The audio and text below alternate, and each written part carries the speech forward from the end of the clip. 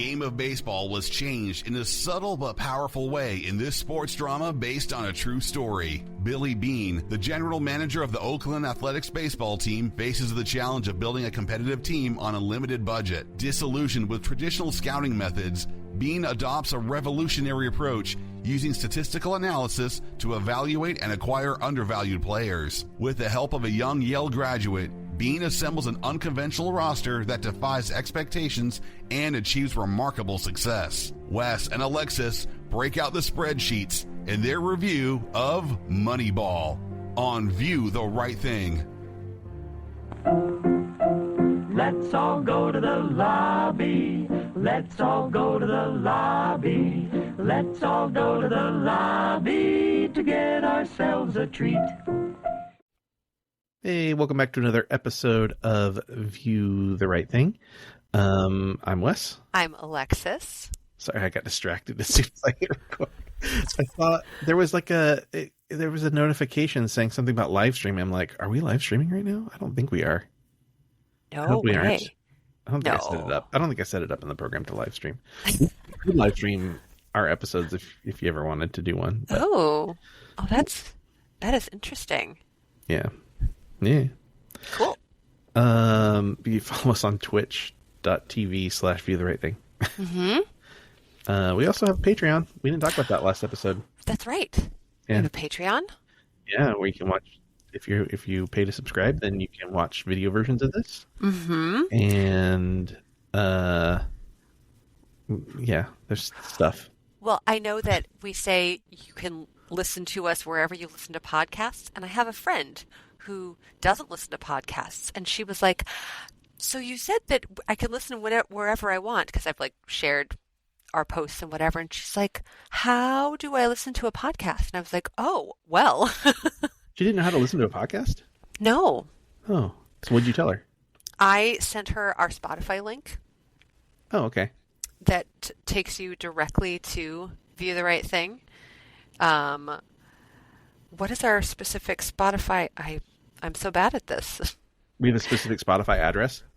Yeah, I guess so. Oh, but I just it's called View the Right Thing. If you just go into Spotify and you type in View the Right Thing, this beautiful little icon pops up. Whoops.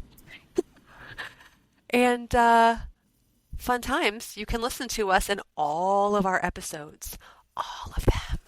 Magical. Yeah. That text was me. Oh, groovy.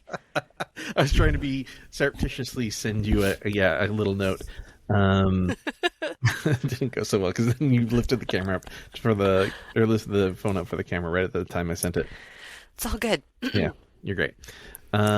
So we sort of talked briefly beforehand about trailers. It sounds like you haven't watched any trailers lately.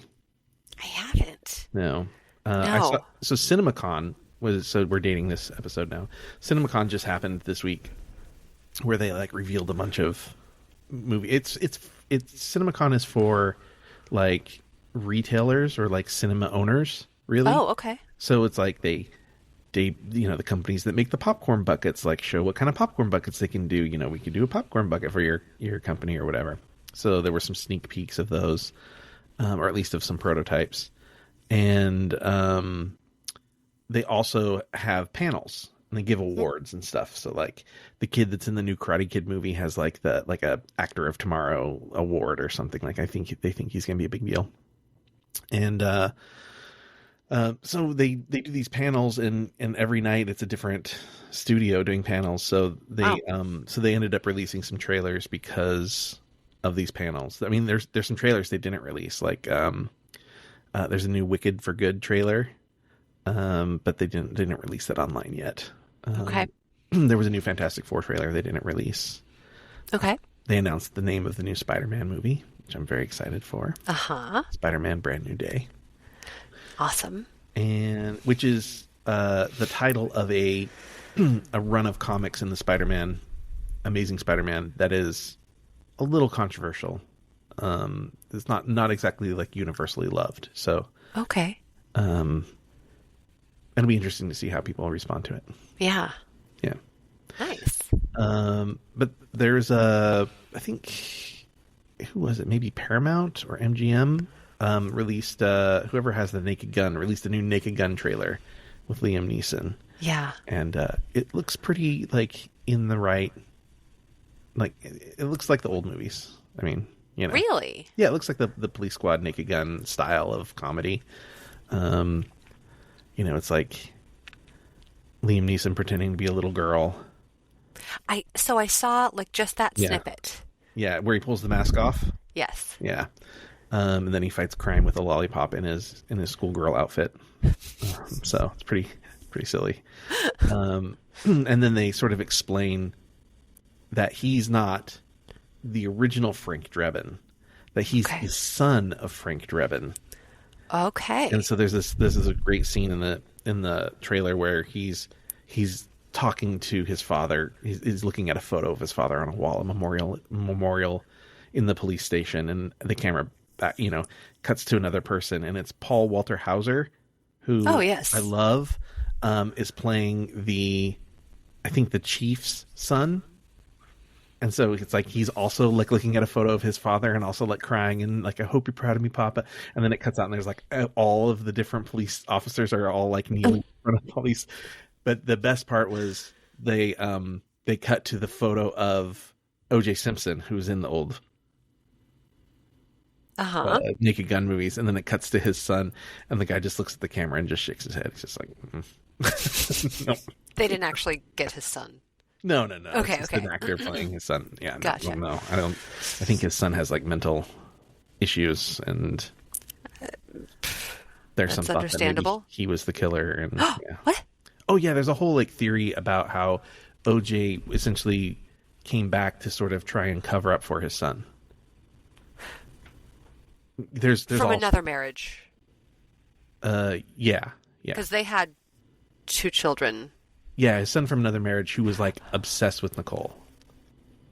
Oh dear. Okay. Yeah. There's a whole... I was thinking one of like their children. No. There's a whole rabbit hole you can go down where there's a lot of like things that sort of point to his son. Wow. Okay. Yeah. I had no idea. Yeah. Pretty sad. Ugh. Anyways, moving on. Anyways, Naked Gun trailer looks funny. They screened the new How to Train Your Dragon movie at CinemaCon. Like they played the whole movie for the crowd, and apparently it's like amazing. And they've already greenlit a sequel. Really? Yeah. This is the live action? The live action one. Okay. I haven't seen the original. It's good. Yeah? Yeah, it's very sweet. I've heard it's good. Yeah. I've just never taken the opportunity to. Yeah, the music's amazing. I think what else? They showed the new Five Nights at Freddy's trailer, which is out. Cool.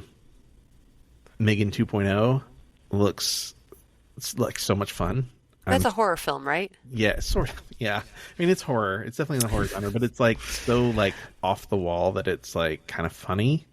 Okay. This one maybe looks more so than the other one, and it seems like they're maybe going like the Terminator 2 route, where there's a different evil doll, so they need the help of the original evil doll. So interesting. Yeah, okay, it looks very fun and bonkers, and when I'd heard they were making a Megan 2, I was a little sad because I knew, I'd seen all these videos of the little girl who played Megan, who's like this dancer, and she goes to all these cons and stuff and signs as, Megan, and teaches people how to do the little dance from the movie and stuff. It's really adorable. And I was like, oh, it's too bad that they're doing a Megan 2, because you can see in these like videos of this girl that she's getting older. And so she's like growing, and it's like, they can't bring her back to be the same size doll or whatever. And then in the trailer, then they're talking to Megan and they're rebuilding her, and they say, do you have any requests? And so she makes a bunch of requests, and she's like, also, I want to be taller. And I was like, oh, I bet that's so they could bring the girl back, which is really cute. Like really sweet that they would do that for an actress. So yeah, that is sweet. Yeah, at least I assume that's what they did. I guess I don't really know, but they did a nice. Tom Cruise spoke about Val Kilmer during the Mission Impossible screening. Rest in peace, Val Kilmer. So sad. He's like one of the handful of celebrities who've passed away that the moment I learned of their passing, I immediately started weeping. Yeah, it was sad. Yeah. Yeah. Jeff just turned to me. He's like, "Oh no!" And every time he says "Oh no," I You know know. it means someone's passed. And I was like, and I always preface it with, "Don't say Julie Andrews." Yeah. Like every time. And he just goes, "Val Kilmer," and I just started weeping. And he's like, "I did not expect this reaction out of you." And I go, "He was really talented." He was really talented, and you not that long ago just saw him playing sort of himself as a sick person in Top Gun Maverick, so it was already in our brains that we're seeing him do his best as Yes. an ailing person. So Right. And Tombstone is on all the time. yeah, I saw Hulu added Tombstone to the splash screen when you first log in now. So Yep. I still like Dennis Quaid better as Doc Holliday, but whatever. Whatever. Okay then. Yeah. That the last movie we watched actually had an interesting Wyatt Earp connection. We watched Field of Dreams last with Nick, Yeah. and both Kevin Costner and Burt Lancaster both played Wyatt Earp. Man, Wow. pretty cool, huh? That's wild. And I love the Burt Lancaster one, Gunfight at the OK Corral. It's a great, like most of these, they're not really very factually correct. Which I know because I went to Tombstone last year. You mean movies aren't factually correct about their... Yeah. I think it's partially because, the incident was like told and told and told and told. But I think it's also not very flashy. So it's like, gunfight at the OK Corral. But really it was like gunfight in the alley behind the OK Corral. So it wasn't quite as glamorous as one might. And it was over really fast. So it was over in like seconds. I mean, one would hope that a gunfight doesn't last hours. Yeah, but they do these like TV and movie, gunfights, and they last, 5 minutes or whatever, or 10 minutes, and it was over in seconds, like 6 seconds or something. Isn't that wild? Yeah. Yeah. Anyways, so it's interesting stuff from CinemaCon. Cool. I'd like to go one day. I think it'd be fun. Where is CinemaCon? Vegas, baby. Oh, You're that's a bummer. I don't want to go to Vegas. That is one of my least favorite places in the entire world. Oh, really? It's too on all the time. Oh, yeah, it is. Yeah, you're Yeah. right. You're 100% right. Yeah. Reno's not so bad. Reno's like Vegas. It's like Vegas light. Cool. I might enjoy Reno. Yeah, I mean, it's like got a lot of the same thing. Like there's casinos and stuff and buffets and whatever, but it's like not like everywhere on top of you, Yeah. Like, give me Old Vegas. Old Vegas I can kind of handle, but Yeah. like the main strip, just get me out of there. Yeah. Reno's also close to Tahoe. Never been. Very peaceful. Ooh, nice respite after. Big lake, mountainy, I dig it. Yeah. Awesome. Yeah, so maybe one day I'll get to go to CinemaCon. Maybe one day I'll lure you to go there with me. I'll swallow my pride and just go. If we could go to some of these panels, I think it'd be a lot of fun. Oh, yeah. I think they showed new footage from Fantastic Four, and they showed some stuff from Thunderbolts, the Marvel guy. I'm Nice. excited for all that stuff. The Thunderbolts were there. They had a lot of people kind of come in and introduce stuff. So Zoe Saldana was there, and she introduced footage from the new Avatar movie. And they gave everybody 3D They're glasses doing for another Avatar movie? They're doing like 5 Avatar movies. Oh. Yeah, that was always sort of the plan. Because like the first one was like about like the Earth, and then the second one was water, and the new one's fire. So, Are they going to do air and... I mean, yeah, maybe. I don't know. Cool. I don't know. I don't know James Cameron's plans. Give me Fern Gully any day. I mean, same thing. Same thing. But that's great. Yeah. That's awesome. Yeah, sure. People were really excited about it, so cool. Cool. I was trying to think if there's anything else that was like really big news that I was like really excited about. Jurassic Park. They showed some Jurassic Park stuff. Wicked. Yeah. Yeah. Spider-Man. Nice. The Spider-Man title is like the biggest thing for me. Yeah. So gives me a little bit of insight. So Nice. yeah. All right. Anyways, we can stop talking about Okay. CinemaCon, I guess. We watched a movie.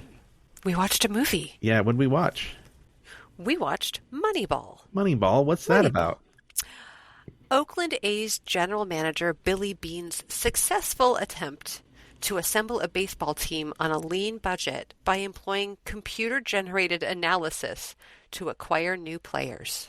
Yeah. Yeah. So this is like the opposite of the first baseball movie we watched this year, which was all about scouts fighting against the computer, and this is about the computer fighting against the scouts. So, Yeah. All right, I'm ready for your answer. Did you enjoy this movie? Not entirely. No. It's not really my cup of tea. Yeah, I love this movie. I know. This is was nominated for 6 Academy Awards. It was nominated for Best Actor, Supporting Actor, Editing, Sound Mixing, Screenplay, and Best Picture. Wow. Didn't win any of them, but it was nominated for them. That's great. Brad Pitt was actually nominated for 2 Best Picture films that year, this and Tree of Life. Wasn't that another really long movie? Yeah, it was Terrence Malick, I think. Oh, This okay. wasn't that long. You said this felt like 2 hours. So we stopped. We didn't watch all the credits. It was like 2 hours and 6 minutes. And I'm like, Oh, I've been to plenty of movies with you that are longer than that. Name a Marvel movie we've seen together. It's probably longer than that. So, Yeah. but it just didn't move at the pace you needed. It sounds like. And that's okay. Yeah. Well, You can't please all the people all the time. yeah. Well, and it's really, I don't know, how much do you know about what's going on with the athletics right now? So, 0. I wonder I don't know anything about the athletics in general. I wonder if this movie would have played better for you if you knew what was going on, because it's actually very timely that we're talking about this movie right now. Because athletics are sort of known to have owners that are not really willing to put the money in. Yeah. And that's very much the case of what sort of has happened with the Athletics. And I'm saying Athletics and not the Oakland Athletics because they are no longer the Oakland Athletics as of this year. They don't have a real home right now. What? So about 5 years ago, the deal was they needed a new stadium, and they tried to make a deal with the city of Oakland, or the owner supposedly tried to make a deal with the city of Oakland, and they sort of had a place, I think, picked out, and the owner, I think, things didn't go well talking with the city, and I think he didn't like them very much, and he was sort of like, hey, I can move this team and make more money. So he started talking to Las Vegas, your favorite place. And that went well. And now I think they're talking about building a $1 billion stadium in Las Vegas. They were approved to move, and they no longer play in the Oakland Coliseum. They're playing in a AAA ballpark for the next 3 years while a stadium gets built in Las Vegas. And I mean, but part of what he did is he pulled the funding out of everything. So I went to a game in Oakland because I've been trying to visit all the stadiums, and I went to a game in Oakland at the Coliseum in 2021. Oh, wow. So it was right at the end of the pandemic. It was actually the game that we went to was the night before mask restrictions were going to go away. So it was like the last day of mask restrictions. wow. People were taking signs out of the Coliseum, like stealing signs, like fans that were about the masks and stuff. And when I was there, I noticed that it was really clear that they were no longer going to take care of the stadium or the players. It was like walking in a cement cavern. There was hardly any signage up. It seemed a little dirty. And there just wasn't any care or attention being paid to it. Normally you go to a stadium at the beginning of the season, all the paint is fresh, not the case. And, he started trading away their good players. and just like paying as little as he could. And so, yeah, it really, really upset the fans. And of course the fans in Oakland, they've been there, for decades. Were really like heartbroken and disappointed about it. And, That's understandable. begged him to sell the team. So that way they wouldn't leave. And of course he didn't. And the last game they played as the Oakland A's was in Seattle. And the Seattle fans felt terribly for, like, the Seattle fans were chanting for them to sell the team. And the Wow. Mariners, like the staff at T-Mobile Park, because a lot of A's fans came in to see the last Oakland game. Yeah. So they came into Seattle to see that. And so the Mariners organization had, like the ushers and security guards and stuff, they all had Oakland A's baseball cards, and they were passing them out to the fans. Just as like a, here's some Wow. baseball cards of your team, we're sorry for, what's going on, and just sort of an act of goodwill. Yeah. So, Wow. yeah, it's tough. So this movie sort of like celebrating the idea of like paying as little as possible to the players, is and charging for $1 for a soda and all this stuff just sort of seems really relevant with what's going on with the Oakland A's right now. Yeah, that definitely gave me the ick. Yeah, it's very sad. Yeah. Yeah. That's a bummer. Well, let's talk about the movie. Tell me your Okay. notes. Well, I was off the bat, no pun intended. I was excited to see Johnny Damon, which Yeah. I did not know that he was with the A's before he was with Boston. Oh yeah, yeah, I had no idea. But like, I wasn't really paying attention to other baseball teams in 2002. sure, I was paying attention to the Cubs. That's pretty much it. sure. And what is it? Mark McGrath? Who was the other guy who was dosing? Mark McGuire, McGuire. McGuire Sosa, yeah, Yeah. Even though that was like a little bit later, but nonetheless, I was like, Johnny Damon, he was with the A's after the Yankees, but I didn't get the whole, yeah. I didn't know when this was set, like at the very top. Oh yeah, So, I said 2001 right away, but well, I must have been looking down. yeah, it was the whole like it opens with with Johnny Damon at bat in the 2001 playoffs. Okay. Yeah, Well, it was surprising yeah, for me, yeah, not sure. knowing that he went from the A's to the Red Sox to the Yankees. Yeah. I did One not of the know that's weakest how that arms went. for an outfielder, Johnny Damon. Yeah. Yeah, just couldn't throw that ball very far. The very next note I have is that Billy is rude during the table talk when they're figuring out the problem. Oh, I just didn't like be a human, talk to people. Why are you doing that? Yeah, It's for so sure. rude. For sure.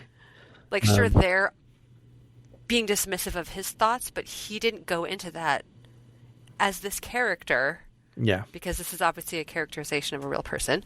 yeah, He was just a jerk. yeah. And I think So I was like, why am I supposed to like him? I think a lot of these baseball guys are kind of jerks. Yeah. Yeah, And I hadn't realized that Billy Bean was a former baseball player. yeah, So that was interesting, like that he was scouted in 79 mm-hmm. as a, go ahead. Oh no, go ahead. Oh, I was going to say he was like just out of high school, Yeah, he was a high schooler. Yeah, and he had a full ride yeah. to Stanford. Stanford, yeah.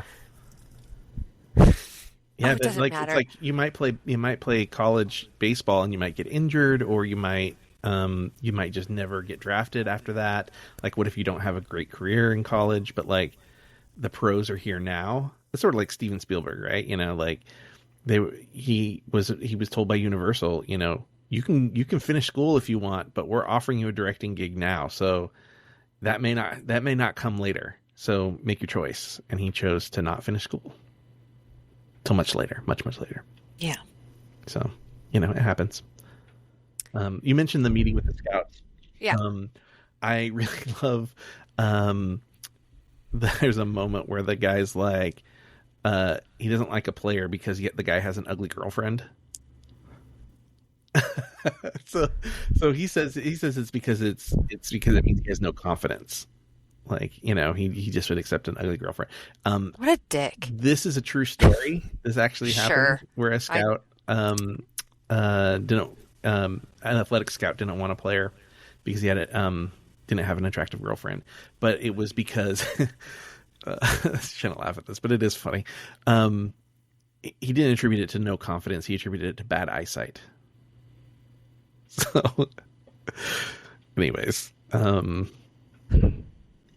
men. Yep. Yep. People thinking that appearance means something.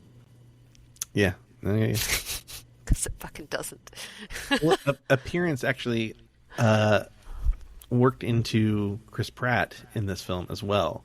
So Chris Pratt auditioned for Scott Hatteberg and was told that he was too fat. And so he was like, I'm going to lose weight. And so he started working out. And every week he would call his agent and be like, hey, have they given the role yet? And he just like kept working out. And eventually he's like, okay, I think I'm in shape. So he took a picture of himself and sent it to his agent and he got the role. Appearance, man.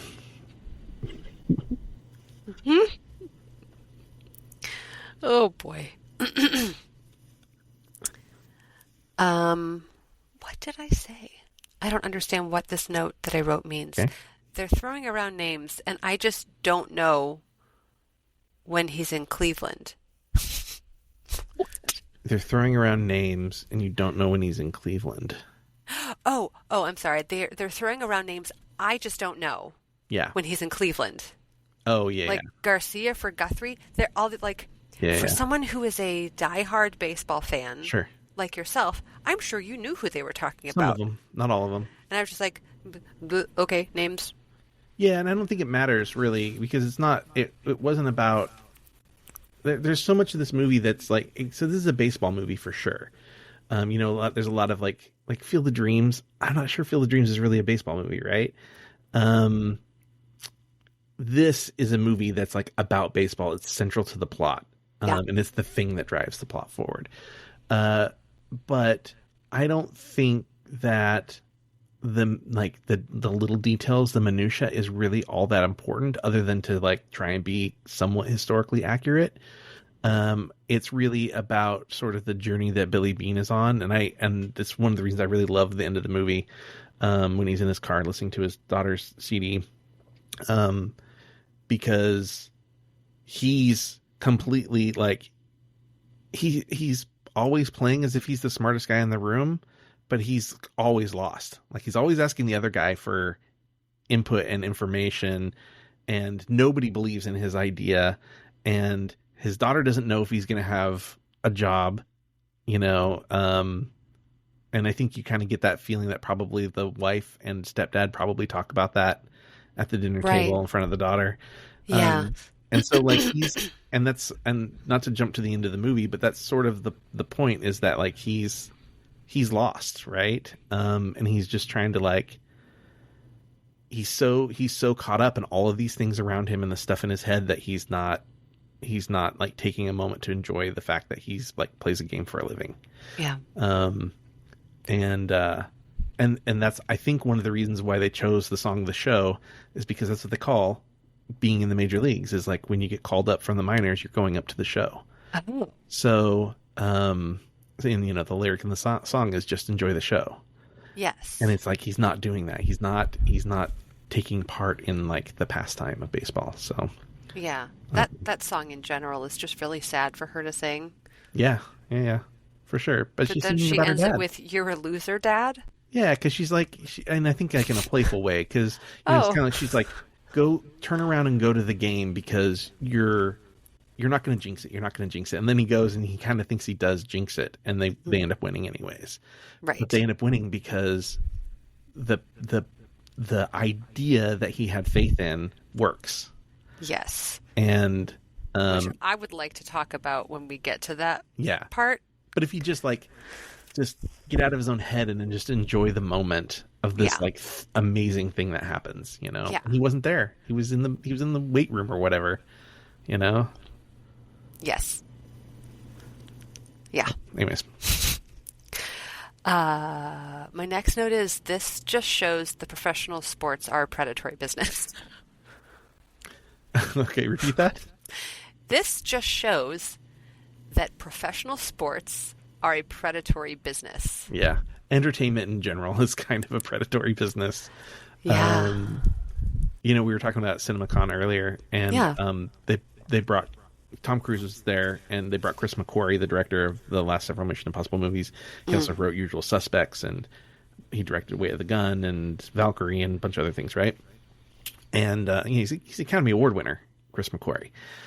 And he was going to leave the business. He was like sort of disillusioned and like felt like he couldn't do what he wanted to do. And then he met Tom Cruise like 20 years ago, and they made Valkyrie, and it like changed the course of his life. Anyways, they were giving Chris McQuarrie, who almost quit 20 years ago, an achievement in lifetime achievement in directing.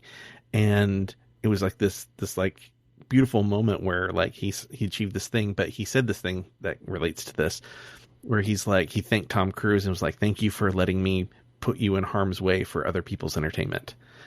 Which is like a funny thing to say, but like it's true, and it goes back to this idea that entertainment is predatory by nature.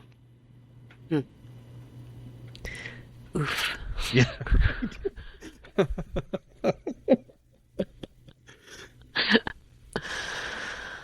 Wow. I guess that's pretty true.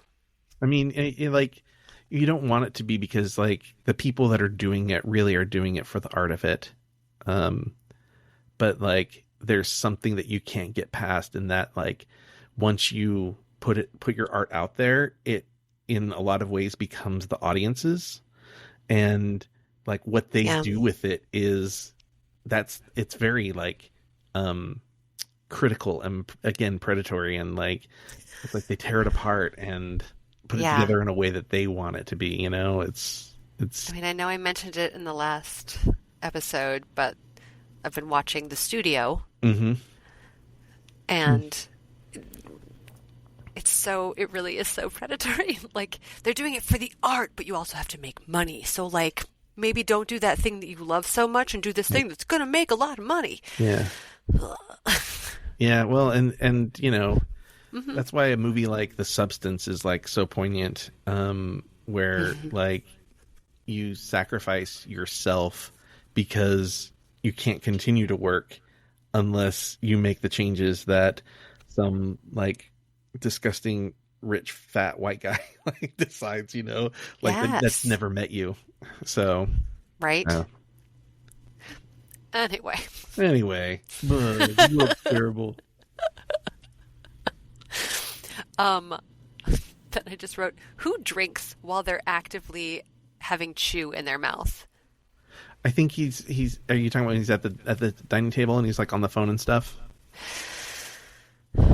He's got that like clear glass with the beer or whatever. Yes, he has chew. He has sunflower seeds. He's an old ball player. They're actually scattered on the table in front of him. Are you serious? Yeah. Oh my gosh. There's a bag of David seeds. God. So like every time he's just spitting, it's sunflower seeds? It's the shells. He's spitting the shells into the. Oh my God. Thank goodness, because that grossed me out so badly. Yeah. I was like, what? You just. What? I mean, it's not exactly I mean, it's funny because I go through periods where like I'm like a sunflower seed guy. Sure. And I do the same thing. Like I want sunflower seeds. I don't have anywhere to go other than my house to eat them, I guess. So like, I get a mug and I stick seeds into it, and then you know you gotta clean that out because it's gross. Yes. It's totally. still gross, but not as gross. Better than chew. It's better than chew. There are a couple guys in the movie, like the scouts. Some of the scouts are spitting chew into cups, Okay. But Billy specifically throughout the movie, it's sunflower seeds many times, popcorn at one point. But Yes, that was weird. when he spits the popcorn out, it's hilarious. Handfuls of popcorn. I gotta talk. Okay, then that note means nothing, Yeah. and I feel much better that it was sunflower seeds. I can get why you'd make that correlation though, because it's pretty synonymous with baseball. Yes.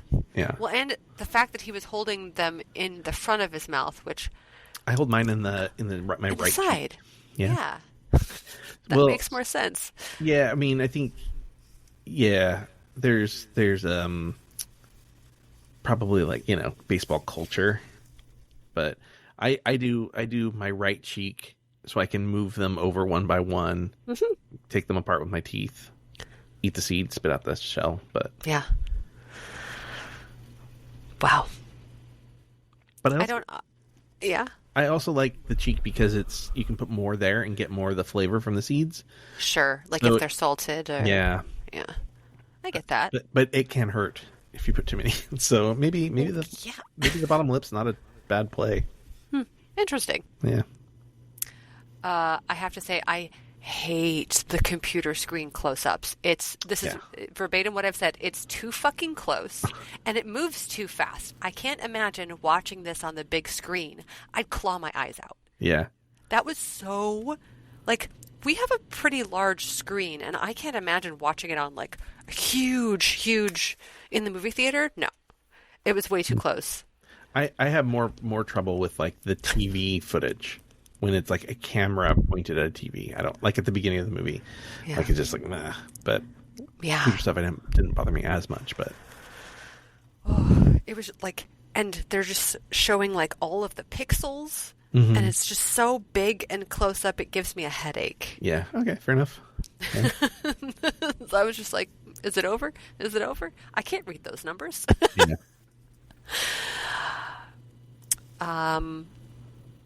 And then I say, look at all these old dogs talking about someone much younger being too old. Oh yeah. Well, in fairness, like I think they're saying relative to what they're trying to do. Like they wouldn't say that they should play baseball. Oh. So I don't know. The guy they're talking about, you're referencing Old Man Justice, David Justice, in the film, who's basically the veteran that he looks to sort of be a leader in the clubhouse. And the guy who plays him played in the minor leagues, and he was actually known in the minor leagues as Young Justice because he looked like David Justice. So they cast him in this film because he could play baseball and he looked like David. The actor. The actor. Oh, okay. Yeah. Cool. Yeah. Well, that's fun. Yeah. That's clever. Yeah, they had a lot of minor league, players Yeah. play parts in this. This movie was originally going to be directed by Steven Soderbergh, and what's his name, Zalian, wrote the original draft of this movie, and I think it was going to be Brad Pitt and Dimitri Martin, the comedian Dimitri Martin, was going to play the assistant GM, Peter Brandt, and it ended up not happening. Columbia Pictures dropped the film, and so the script was rewritten with Aaron Sorkin coming in to rewrite it. Now he says, I think publicly, that Zalian's script was like so good that he hardly touched it, but I think that's like political like niceties. I think my understanding is that Sorkin's all over this thing, and so then they gave it to director Bennett Miller. But when Soderbergh was going to do this, he wanted all of the players to play themselves. So he wanted Scott Hatteberg to play Scott Hatteberg and David Justice to play David Justice. And then when 10 years later? Yeah. So well, thank goodness that didn't happen. yeah, and also baseball players. They're not actors. Baseball players notoriously are terrible actors. Like a lot of athletes are terrible actors, but baseball players in specific are like notoriously bad. So, yeah, so it's probably a good thing that didn't happen. But we've all seen A-Rod and the other guys. A-Rod and Griffey in was it Little Big League? Yeah. Yeah. Ken Maybe- Griffey Jr.? Maybe it was the rookie. Yeah. Yeah.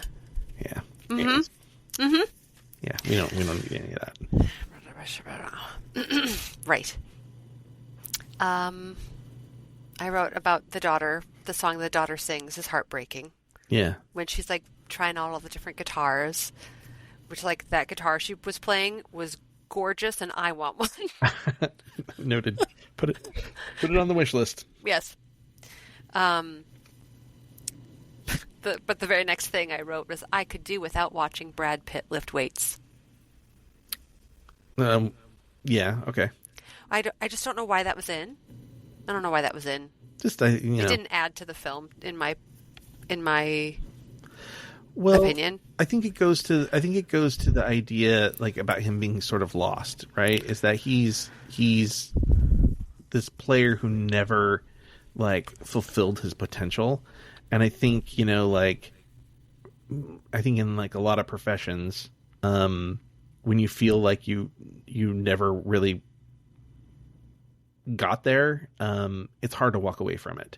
And I think there's like a piece of him that's still a player, and he mentions that to David Justice. He's like, you've never met a GM who was a player.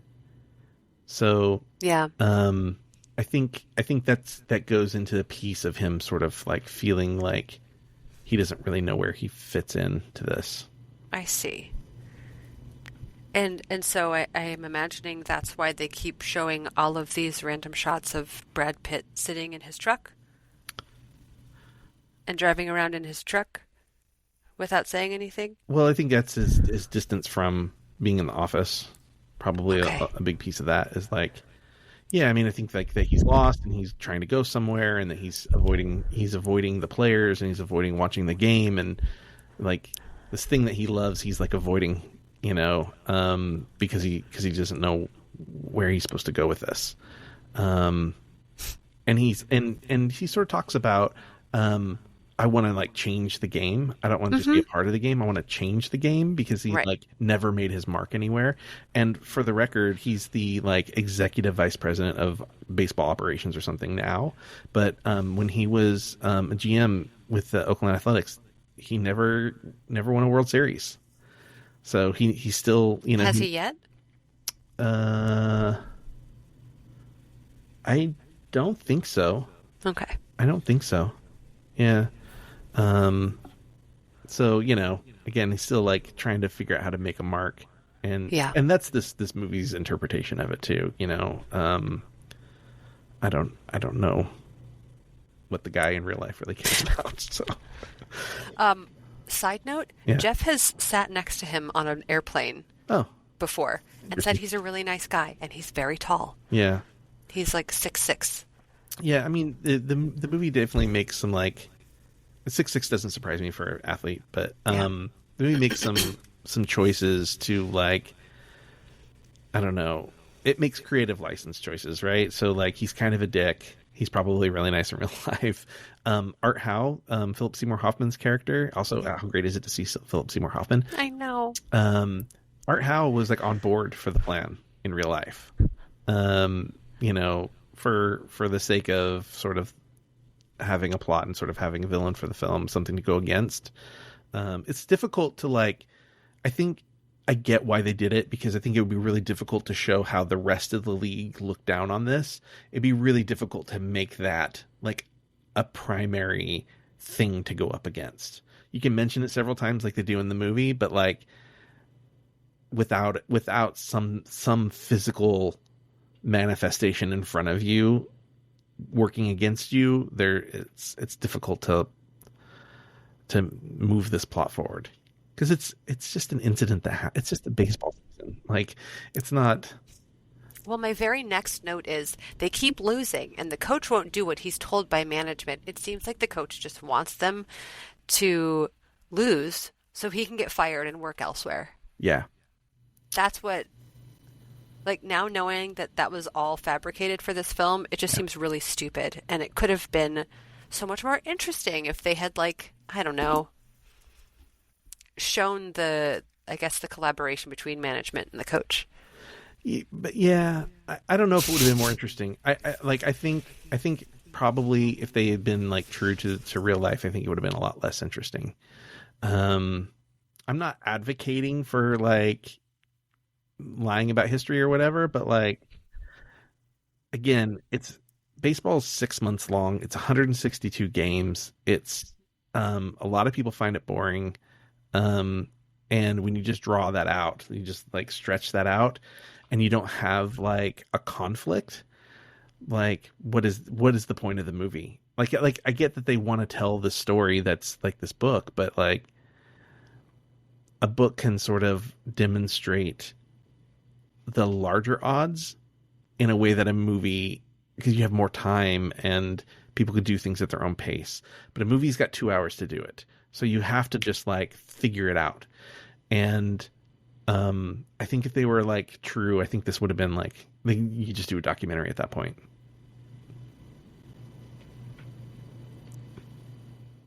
I just don't know how. Okay. I just don't know how you do this. I don't know how you do this story in an interesting way without an antagonist. And I felt like the what are they called? The older Scouts? gentlemen. The scouts were the enemies. Yeah, but only for like 30 minutes of the movie. Then they're gone. Then they never come back. You know, like I don't know. I just think they did sometimes the books are better than the movie. Sometimes. I mean, it's not nominated for. I mean, I know you didn't like it, but it was nominated for 6 Academy Awards. So was Anora. Yeah, but Anora's fantastic. You didn't like Anora, but like a lot of people. I mean, I'm not saying that you have to like go with the flow, right? But hold on one second.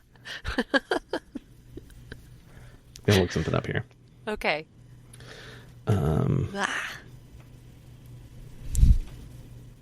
So like Anora, 93% on Rotten Tomatoes, which means 93% of critics like this film. 84% of audiences like this film, right? So like you don't have to like be in the 84% or the 93%, right?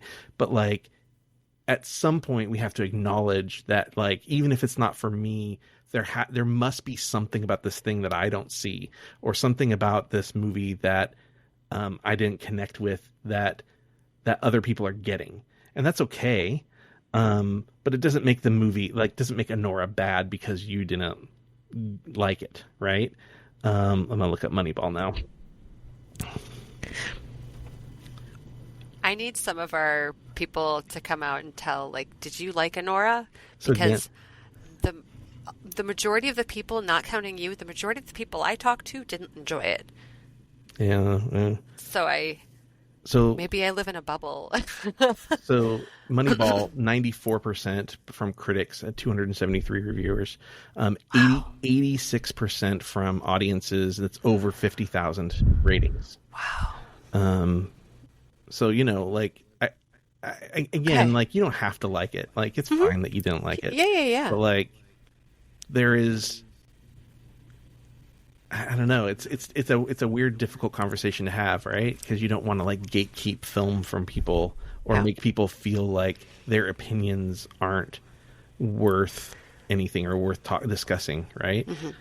So it's difficult like conversation to have, but it goes back to something I've said over and over again on the podcast: is that like just because I like something doesn't make it good, and just because I dislike something doesn't make it bad.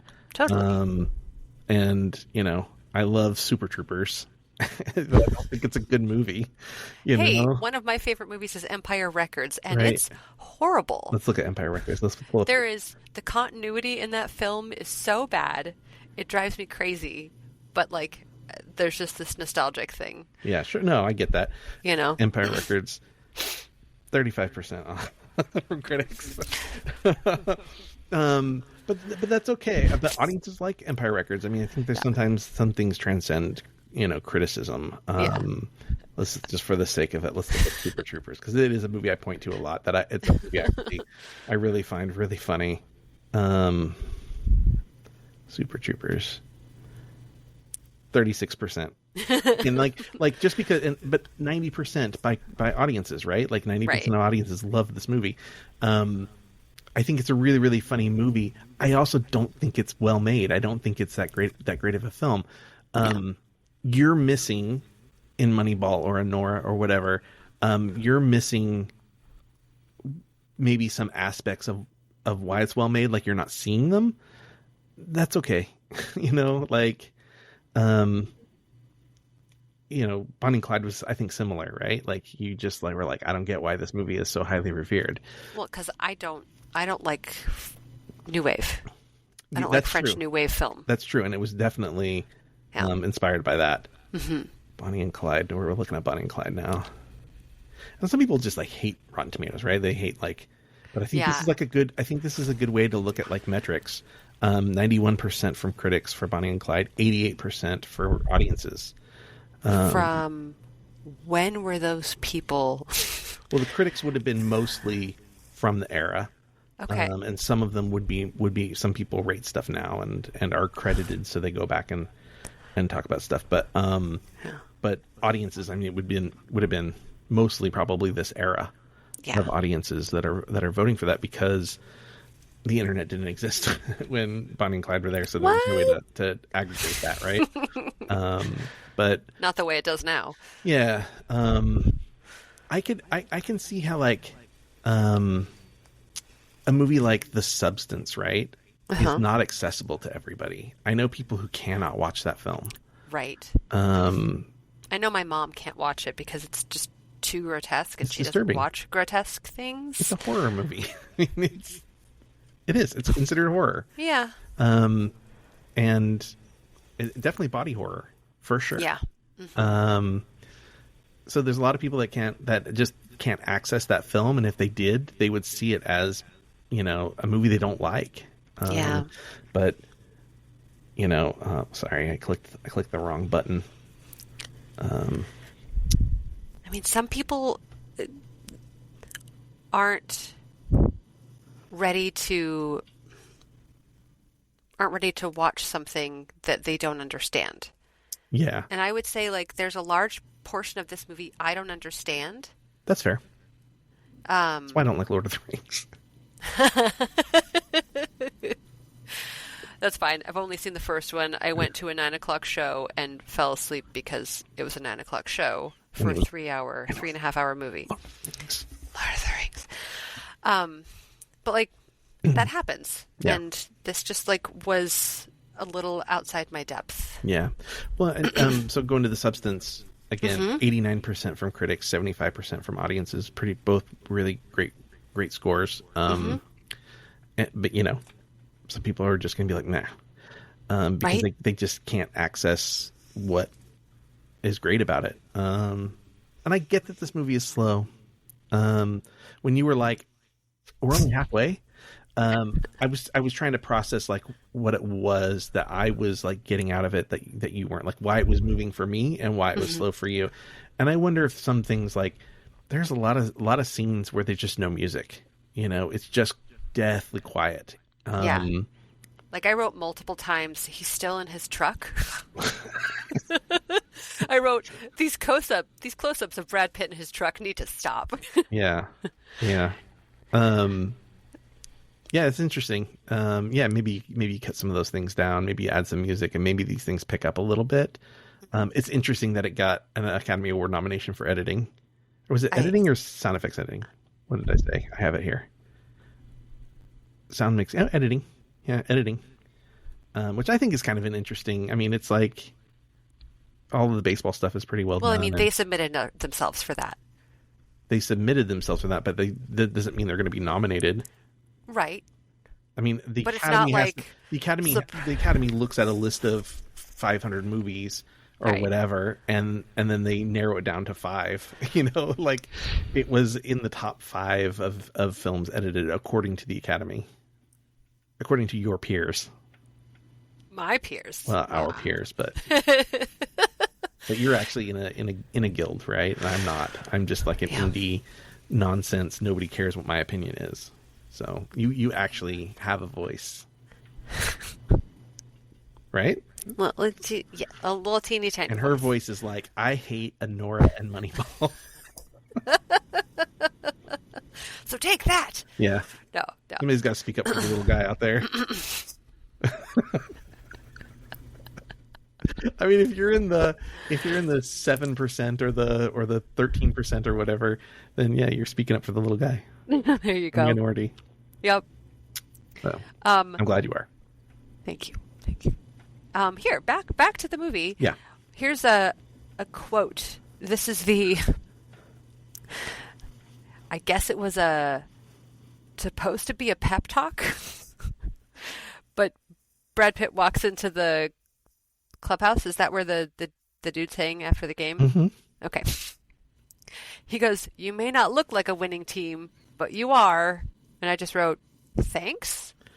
Yeah, I mean, that again, I think you hit the nail on the head. It's like he's awkward and he has no relationship with these, like by his own design, he has Yes. no relationship with these people. So like when it came time for him to do this thing that he like should be able to do, he struggled with it. Yeah. Yep.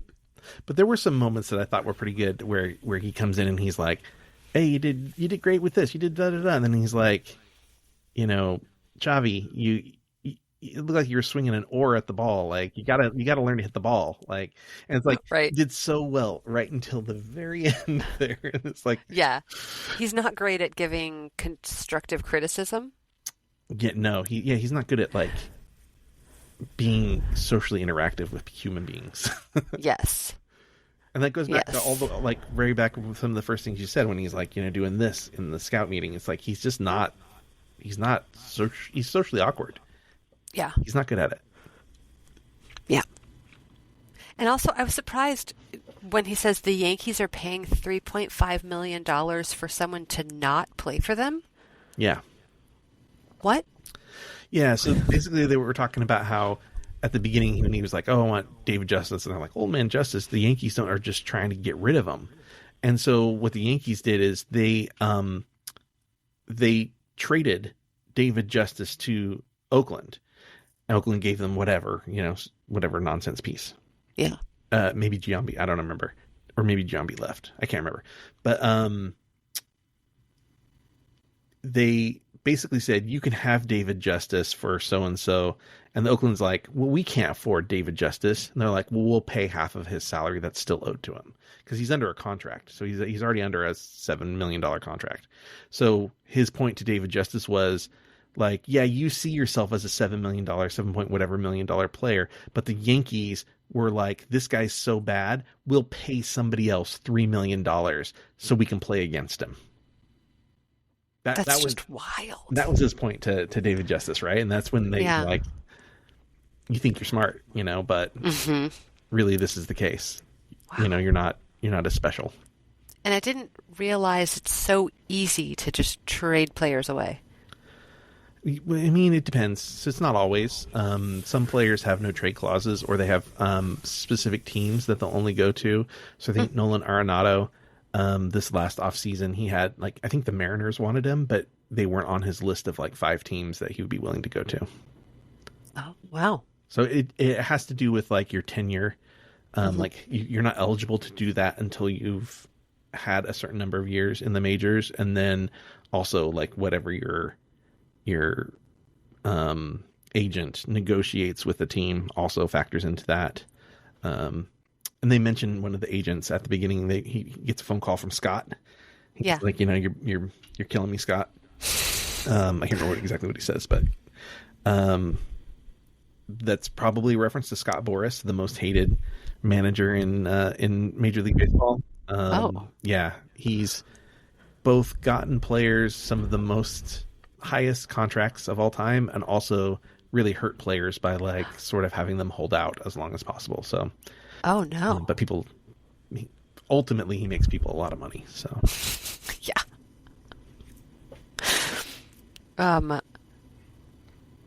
Going back to excuse me. I write, "Why is he making a relationship with the players after saying he doesn't mingle with the players?" And then I wrote, "Oh, he's disrupting. He's changing the game, essentially." Attempting to, yeah. Yeah. Yeah. Which, I get it. And then getting the players on his side can affect their relationship with the coach, so that instead of listening to what the coach says, they're going to listen to what he says. But he did make some really great suggestions like, stop trying to steal second base when you're always getting out Yeah. when you try to steal second base. He's like, you pay me to do that. And he's like, no, I pay you to get on first base, not get thrown out at second. Yeah, Yes. it's a great line. Yes. Yeah. So I enjoyed when he started becoming more of a person. Yeah, like he starts. Well, I think part of it is listening to his daughter to go back to the game, and then realizing that he didn't actually jinx the team.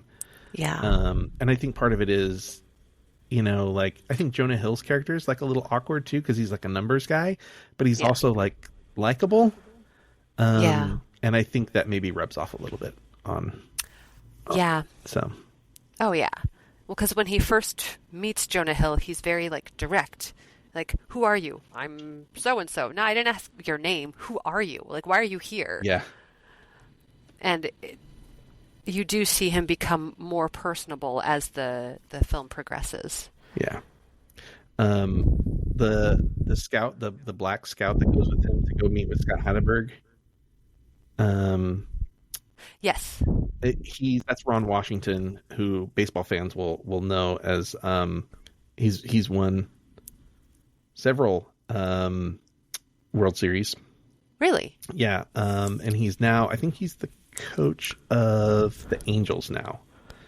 Really? Yep. He played for the Dodgers. He played for the Twins. Played for the Orioles, the Indians. Well, what were used to be the Indians, now they're the Guardians. The Astros. He managed the Texas Rangers, won a World Series, and now he's the Los Angeles Angels. He was as a manager. He was a coach of the Braves and the Athletics as well. Wow. Yeah, so he's pretty storied. But I really liked that moment when he took him to go meet Scott Hatteberg. And the reason why I brought this up was I was thinking about how awkward he was around people, and how like easy it was for like the scouts and stuff, and then people around him to sort of like communicate in a way that was like funny and like in some ways off-putting, but also like kind of endearing. Yeah. Like they're meeting with Scott Hatteberg, and Hatteberg's like, well, what about the fans? And he's like, oh, that's a good idea. I can ask them if they can play first base. Right. and Billy Bean's like, oh, that's funny. Yeah. So. That was good. Yeah. I enjoyed that. I noticed they said the A's were the only team to have 17 wins straight, and they talked about a different state A's, different city. Yeah, the Philadelphia Athletics. Prior to being in Oakland, they were in Philadelphia. They moved teams or moved states. The A's at that time were the only team to have 17 straight wins. Yes. They tied where were they? their own. Philadelphia? Yeah. The Philadelphia A's and the Oakland A's, and it's the same team. Well, they were essentially. They were talking about a franchise record. So the Okay. Athletics, the most wins in a row the Athletics had ever had was 17. Yes. And it was set so far back that it was when they were still in Philadelphia. Yeah. Yeah. I thought that was really cool. But Like they were the last team to have done that when they were elsewhere. But the record in the American League was like 19. Okay. And so that's what they were chasing. And so hitting 20 was like breaking that record. And they're the Nationals? I'm sorry? Are they the Nationals? The National League? No. Sorry, the American League is what they're in. Then there's the National League, which is not the Nationals team, but that's the league that like the Mets and the... Right. When I said Nationals, I meant the league, not a team. Gotcha. I thought that was cool. That they set the same record their team had made many, many years prior. Well, it's not that their other team set the record. I mean, it was I guess their franchise record, but it was only a record within the Athletics, not baseball anywhere else.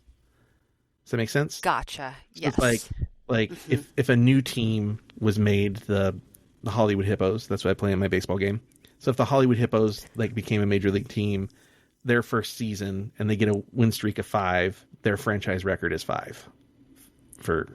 Gotcha. So gotcha. Yes. But yeah. Gotcha. And the record in the American League has been broken now by the Cleveland Guardians. It's like 20, Oh, 22 games in a Cleveland row, I think. Guardians. It's either 22 or 26 games in a row. You say it used to be the Indians. Yes. That's a no-no now. Right. Now they're the Guardians. Ah, okay. Yeah. Okay. Thank you. Yeah. I hadn't heard their name the name shift. Yeah. I hadn't heard their new name. They've been the Guardians for a few seasons now. It's new. Yeah. Yeah. Once I moved to LA, I really stopped watching baseball. Yeah. Well, they no longer have a caricature of a Native American on their Well, that's good. uniform. That's good. Yeah. I think That's very I good. think he was named Chief Wahoo. Yeah. Yeah. Yeah. What do I have next? He's worried about jinxing the game, but his daughter tells him to go. He does, and they start losing. Yes, but they win. I know. And I say, wait, why do they win? Harry, Don't know Hatteberg. Hattie, I tried to write Hattie, but it came out Harry. Hatteberg is seemingly the first player up to bat from how they show it. No, they've just Because a bunch of dudes just came off the field from being in the outfield. Yeah. And then he goes up to bat he's and they pinch-hitting. win the game. Yeah. So it's the ninth inning, tie game, bottom of the ninth because they're playing in Oakland. It's bottom of the ninth. So one run wins the whole thing. Yeah. I didn't see anything maybe I missed it. I was looking down or something to type something. Yeah, But they showed the scoreboard. did they show that it was the bottom of the ninth? Yeah. Yeah.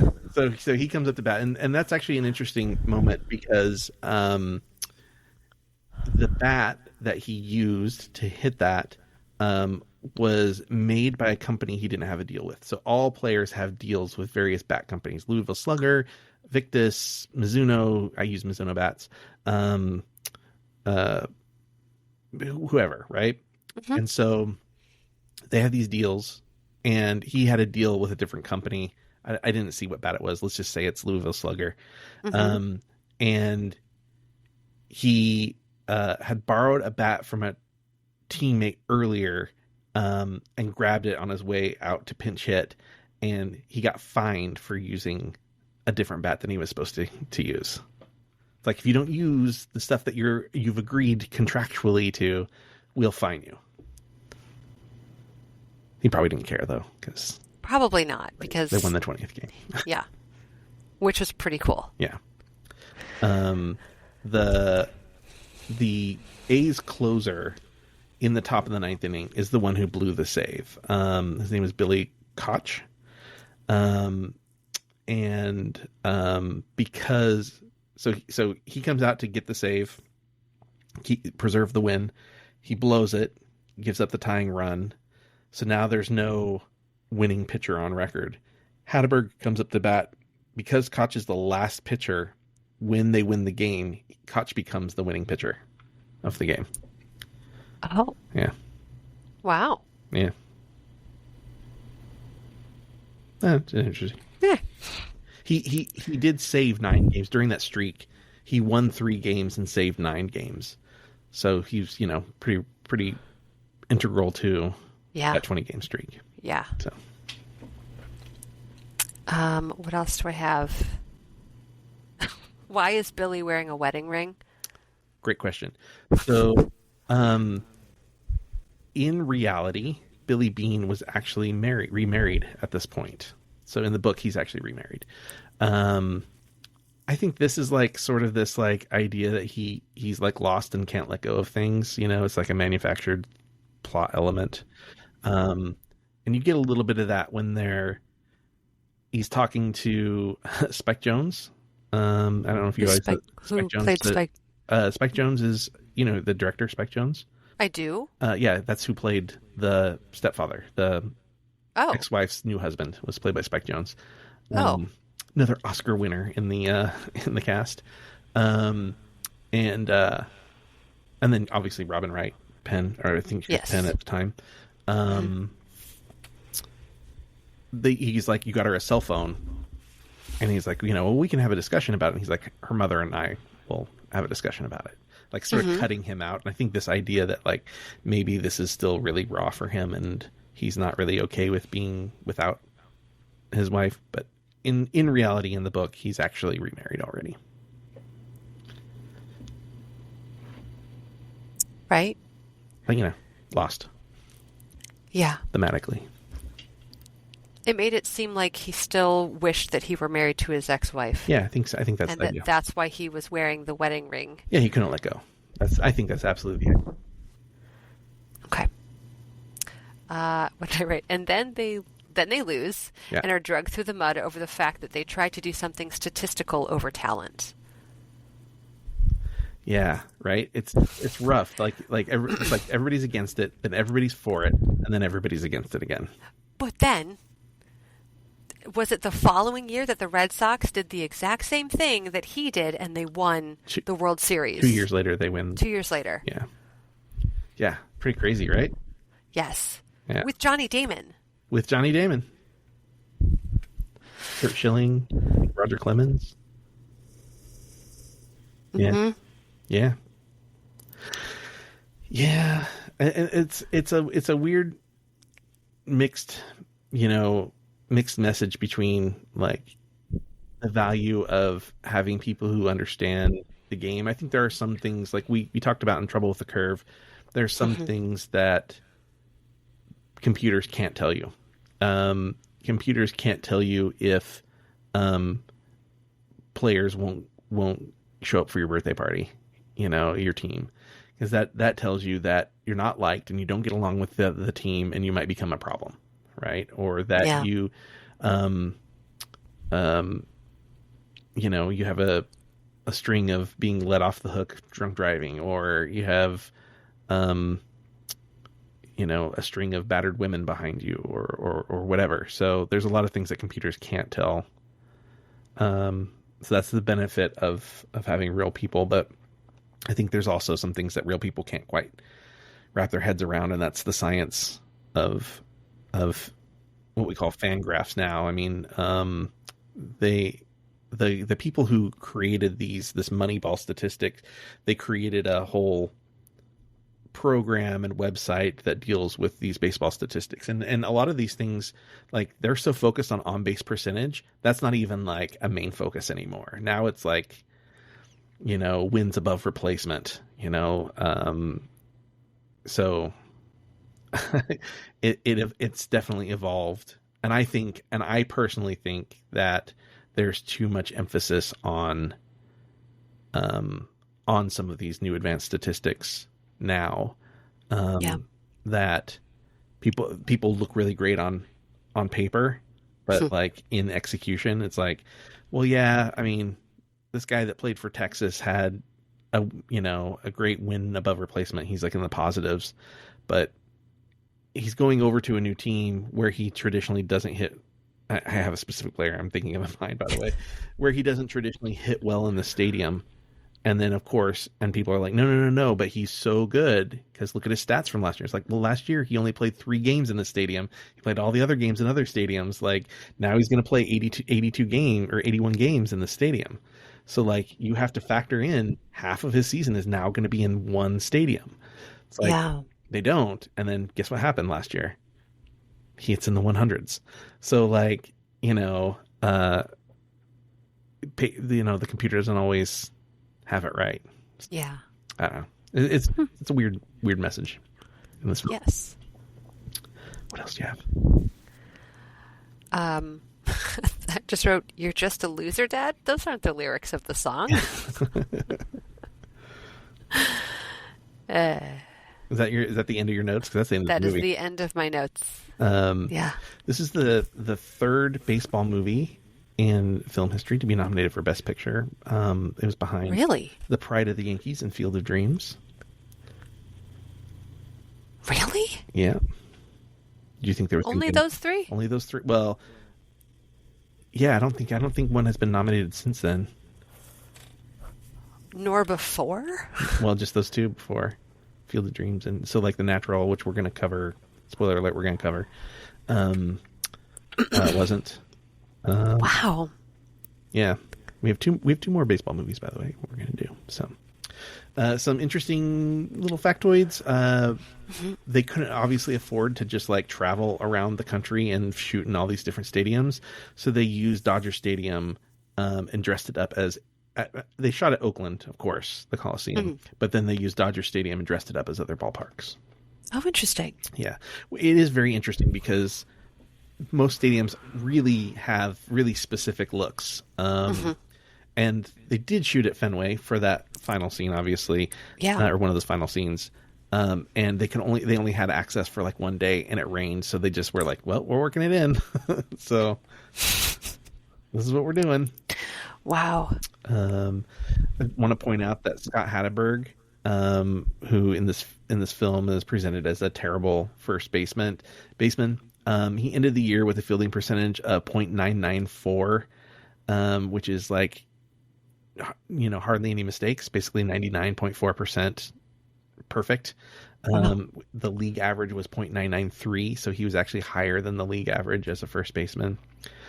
As someone who had never played first base. Someone who never played first base. Wow. Okay. Maybe it's not so hard. I have this note here. It's kind of interesting. Wally Pfister was the DP on this. I love Wally Pfister. The original DP was a guy by the name of Adam Kimmel, and he was, during pre-production, arrested in Connecticut on sexual assault, weapons, and explosives possession charges. So he got replaced. What? Yeah. Crazy, right? Bless you. So sorry.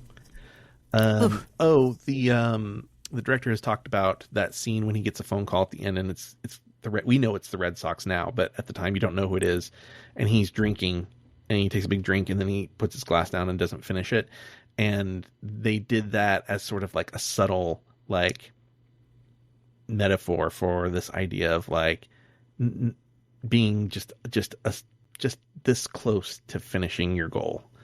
So it's sort of just like a sip away from achieving your goal. Yeah. Lastly, the last note I have is that something the movie doesn't talk about. So it makes a big deal about getting on base and, the paying very little and blah, blah, blah, blah. Yeah. They had 3 pitchers that had 15 or more wins. Mark Mulder had 19 wins, which is a lot for a pitcher in a season. Tim Hudson had 15, who they show Hudson screwing up. Barry Zito had 23 wins. They had 2 hitters with over 30 home runs and 100 runs batted in. That was Eric Chavez and Miguel Tejada. Miguel Tejada was the American League's most valuable player for that year. Barry Zito won the Cy Young Award, which is like the award you give to one pitcher gets it in each league.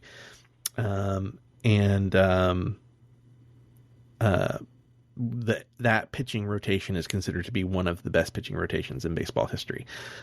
Movie kind of doesn't really talk about any of that because it doesn't really fit the narrative, the struggle. But like maybe they didn't struggle as much as the movie wants us to think they did, obviously. So yeah. That's it. That's all. Well, that's cool. Yeah, those are cool. Yeah. Well, I'm sorry you didn't love the movie. Would you recommend it to people? If they know a lot about baseball, yes. Yeah. You think this is, and I could see that this is maybe more for people who are like diehard baseball people. Like, I'll ask my dad if he likes it. I'm sure he loves it. Yeah. Because like he can just spout off like different facts about baseball and who they were playing and what the weather was like. Like, he is a diehard baseball fanatic. Yeah.